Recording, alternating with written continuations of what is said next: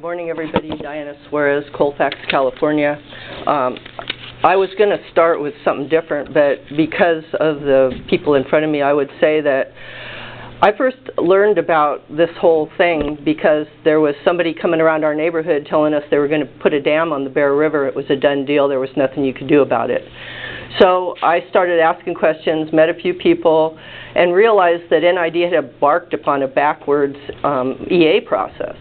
Environmental assessment process, starting with the end result that they wanted and working backward and then trying to pretend that they were doing an environmental analysis. So I thought it was flawed from the beginning, but then I find out after they get the administrative in-house document, they haven't done the planning. They haven't done the overall planning. So now NID is embarking on the Raw Water Master Plan, which is a planning document that's supposed to lay the background, purpose, and need for the thing and the desired future condition, which is not stated that I could find. Okay, now I realize that there's this thing called the strategic plan, which is the purpose, the whole direction for this thing. This thing's like 3 pages long. Obviously hasn't had the background it needs, and this was the first thing you should have done. So the Raw Water Master Plan isn't even enough of a backup. This is a backup.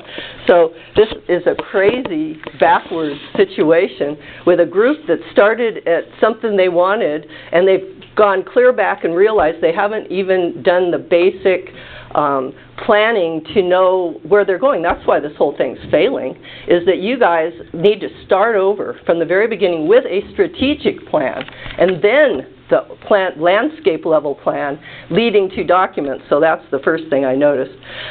Now, this is where I was going to start. I rise to speak on behalf of the Placer County disenfranchised stakeholders living across the Bear River, many of whom are getting sick from stress, having this thing hanging over their homes, their future, their economies for the last 4 years. I was standing out there in the rain with my sign to represent Bear River, and I was singing the song for the missing and murdered Indigenous women, because I went to the Rise for Climate March in San Francisco, and the Lakota people brought this out. And I was singing it because the Bear River is a missing and murdered Indigenous woman. It's a river that has been discounted, ridiculed, called dead, and now these people right here, the last 6 miles, they're trying to kill it off. They're trying to murder our river. And we who live over there include people who see this river as a living being. And people are sitting here, it's like, would you go to your grandmother's murder trial?